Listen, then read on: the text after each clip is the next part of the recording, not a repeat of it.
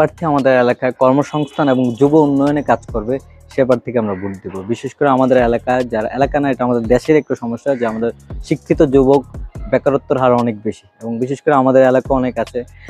তো সেই তাদের নিয়ে কিভাবে কাজ করবে এবং তাদের চাকরির কিভাবে ব্যবস্থা করবে বা তাদের কিভাবে কর্মক্ষেত্রে নেওয়া যায় সে ব্যবস্থা করবে, এবং যুবকদের নিয়ে কিভাবে সামনে এগিয়ে যাবে, যুবকদের নিয়ে কি পরিকল্পনা, সে বিষয় একটা ভালো স্পষ্টভাবে আমাদের সামনে যে তুলে ধরবে, যে তুলে ধরেছে অলরেডি। যেহেতু 12 তারিখে আমাদের নির্বাচন, সেবার থেকে আমরা ভোট দেবো।